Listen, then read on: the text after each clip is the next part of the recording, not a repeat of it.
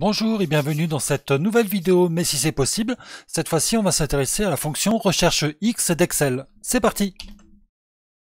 Alors qu'est-ce que cette fonction-là? C'est tout simplement une évolution des anciennes fonctions de recherche, recherche V et recherche X. C'est quasiment l'équivalent de index equiv pour ceux qui connaissent ou suivent mes vidéos. Alors comment elle fonctionne? On va voir tout de suite en exemple sa syntaxe. Alors vous voyez que j'ai actuellement une liste de matériel d'immobilisation d'une entreprise et à partir du nom de l'immobilisation, je vais chercher une information.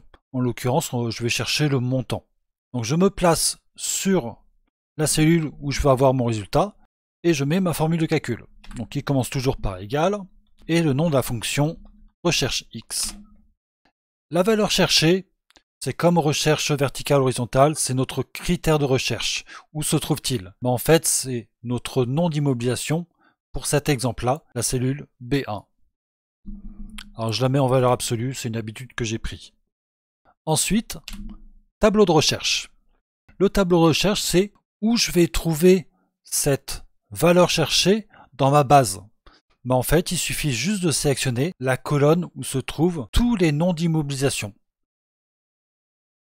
Alors petit aparté, justement, quand on utilise les fonctions de recherche, moi je vous invite vivement à utiliser les tableaux structurés pour vos bases de données. Comme ça, votre fonction de recherche, en l'occurrence recherche X, tiendra compte des futurs ajouts d'un nouveau matériel. La formule sera mise à jour. Elle comprendra la nouvelle entrée qui sera faite dans le futur.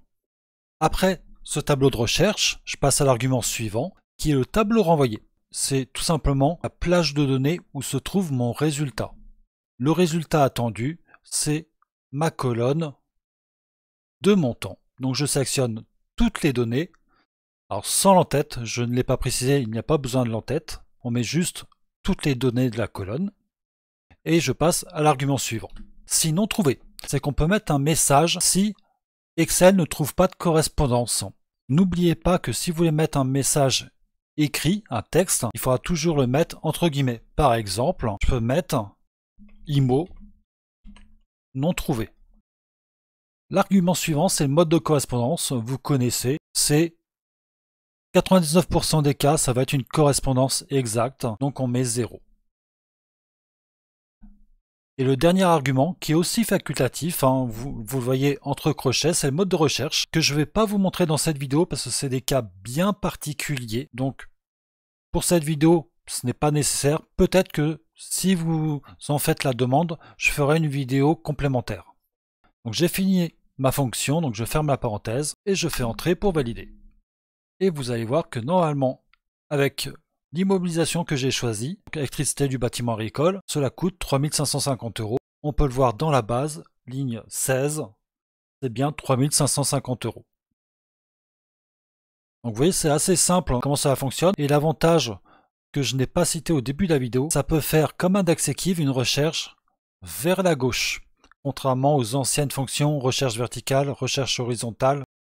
Là, on peut vraiment faire dans tous les sens. Alors j'espère que ce tutoriel vous sera utile. Je vous dis à très bientôt. Salut!